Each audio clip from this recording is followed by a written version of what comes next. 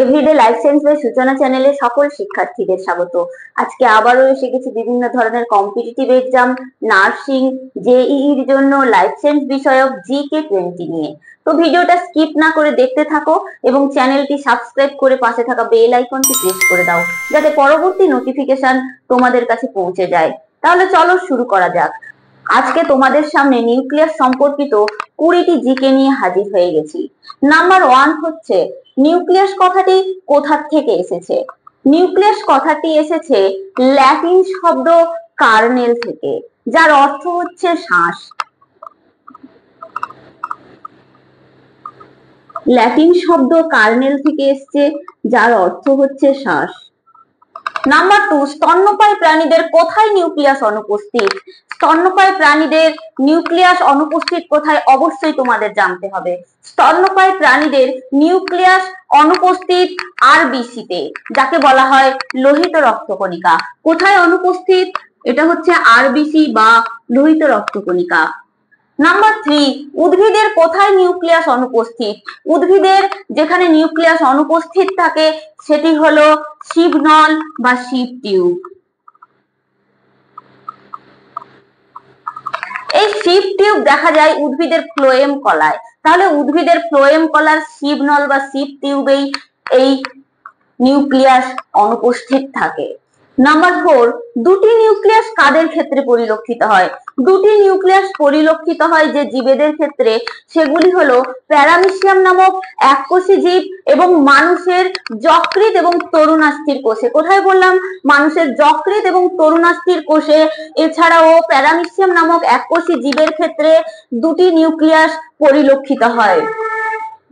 Number 5, বহু nucleus যুক্ত শৈবালের নাম কি? বহু নিউক্লিয়াস যুক্ত শৈবালের নাম বা অ্যালগি হলো ভাউকেরিয়া। কি বললাম? বহু নিউক্লিয়াস যুক্ত শৈবাল বা অ্যালগি হলো ভাউকেরিয়া। নাম্বার 6, বহু নিউক্লিয়াস যুক্ত ছত্রাকের নাম কি? বহু নিউক্লিয়াস যুক্ত ছত্রাক বা ফাঙ্গি হলো রাইজোপাস। বহু নিউক্লিয়াস যুক্ত ছত্রাকের নাম কি হলো তাহলে? রাইজোপাস।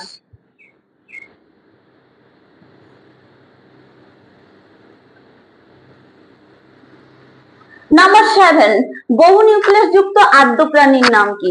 বহু নিউক্লিয়াস যুক্ত আদ্য প্রাণী কে কি বলা হয়? আদ্য প্রাণীকে ইংরেজিতে বলা হয় প্রোটোজোয়া। এই আদ্য প্রাণীর নাম কি? এই বহু নিউক্লিয়াস যুক্ত আদ্য প্রাণীর নাম হলো ওপালিনা। কি বললাম? বহু নিউক্লিয়াস যুক্ত আদ্য প্রাণীর নাম হলো ওপালিনা। নাম্বার 8, মেরুদণ্ডী প্রাণীদের বহু নিউক্লিয়াস কোথায় পরিলক্ষিত হয়? হ্যাঁ, মেরুদণ্ডী প্রাণীদের বহু নিউক্লিয়াস পরিলক্ষিত হয় অস্থিমজ্জা এবং ঐচ্ছিক পেশিতে। কোথায়? অস্থিমজ্জা এবং ঐচ্ছিক পেশিতে বহু নিউক্লিয়াস পরিলক্ষিত হয়। নাম্বার 9, উদ্ভিদের বহু নিউক্লিয়াস যুক্ত কোষকে কি বলা হয়? উদ্ভিদের বহু নিউক্লিয়াস যুক্ত কোষ, এই উদ্ভিদের বহু নিউক্লিয়াস যুক্ত কোষকে বলা হয় সিনোসাইট। সিনোসাইটকে বলা হয় উদ্ভিদের বহু নিউক্লিয়াস যুক্ত কোষ, অর্থাৎ উদ্ভিদের বহু নিউক্লিয়াস যুক্ত কোষকে বলা হয় সিনোসাইট।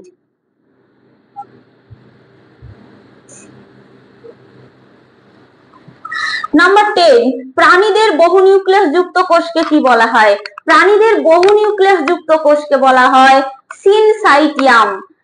সিনসাইটিয়াম হলো বহু নিউক্লিয়াস যুক্ত প্রাণী কোষ। তাহলে বহু নিউক্লিয়াস যুক্ত প্রাণী কোষকে বলা হয় সিনসাইটিয়াম।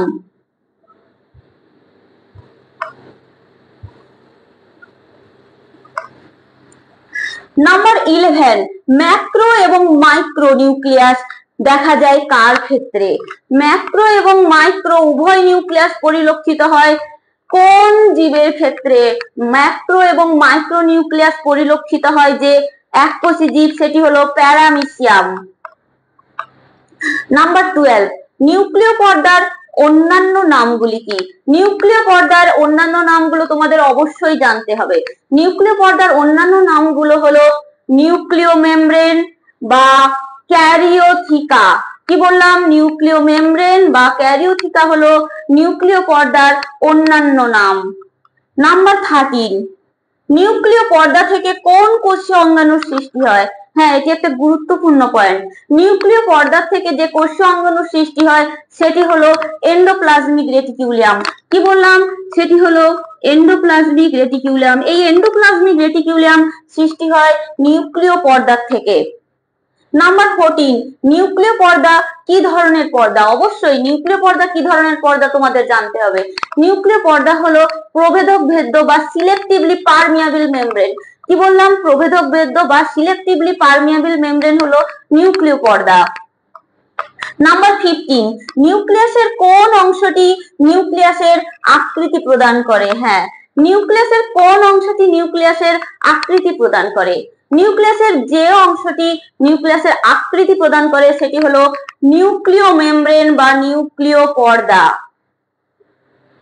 নাম্বার 16, নিউক্লিয়াসের কোন অংশে আরএনএ এবং প্রোটিন সংশ্লেষিত হয়?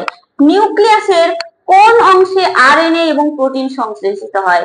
নিউক্লিয়াসের মধ্যে থাকা নিউক্লিওলাস আরএনএ এবং প্রোটিন সংশ্লেষে সহায়তা করে। নাম্বার 17, কোষ বিভাজনের কোন দশাতে নিউক্লিওলাসের পুনরাবির্ভাব ঘটে? তাহলে নিউক্লিওলাসের পুনরায় আবির্ভাব ঘটে কোন দশাতে? কোষ বিভাজনের টেলোফেজ দশাতে নিউক্লিওলাসের পুনরাবির্ভাব ঘটে। নাম্বার 18, নিউক্লিওপ্লাজমের অন্যান্য নামগুলো কি কি? নিউক্লিওপ্লাজমের অন্যান্য নামগুলো হলো কি কি? নিউক্লিওপ্লাজমের অন্যান্য নামগুলো হলো নিউক্লিওরস বা যাকে বলা হয় নিউক্লিওস্যাপ বা যাকে বলা হয় ক্যারিওলিম। তাহলে নিউক্লিওপ্লাজমের অন্যান্য নামগুলো কি কি হলো? নিউক্লিওরস বা নিউক্লিওস্যাপ বা ক্যারিওলিম। Number 19, heterochromatin. এই হেটারোক্রোমাটিন কি?